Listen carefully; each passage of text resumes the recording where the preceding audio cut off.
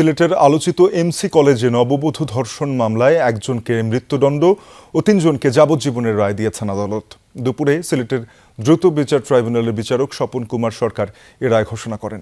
রায়ে রাষ্ট্রপক্ষ সন্তুষ্টি প্রকাশ করলেও উচ্চ আদালতে আপিলের কথা জানিয়েছে আসামি পক্ষ। 2020 সালের 25 সেপ্টেম্বর স্বামীকে নিয়ে সিলেট এমসি কলেজে ঘুরতে গেলে সংঘবদ্ধ ধর্ষণের শিকার হন এক তরুণী।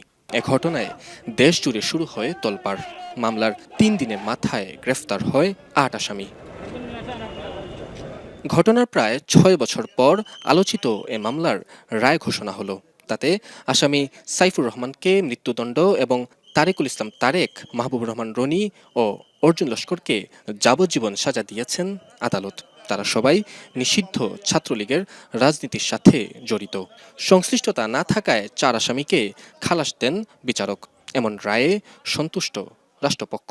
বিজ্ঞ বিচারক অনেক তথ্য উপাত্ত বিচার বিশ্লেষণ করে, সাক্ষীদের জবানবন্দি সব কিছু বিচার বিশ্লেষণ করে যে জাজমেন্ট দিয়েছেন, সেটা আমার দৃষ্টিতে আমরা রাষ্ট্রপক্ষ সন্তুষ্ট।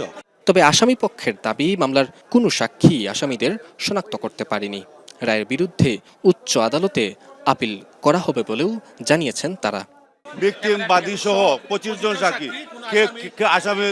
আসামির নাম বলে নাই, প্রসিকিউশন স্টোরিকে সমর্থন করে নাই, তারপরেও উনি একটা ফিজিক্যাল একটা অর্ডার দিয়েছেন। আমরা সংক্ষুব্ধ, আমরা উচ্চ আদালতে যাব। রায়ের পর্যবেক্ষণে আদালত বলেছেন, সমাজে ধর্ষণের মতো অপরাধ দমনে এমন রায় ভূমিকা রাখবে। নাবিল হোসেন, যমুনা নিউজ, সিলেট।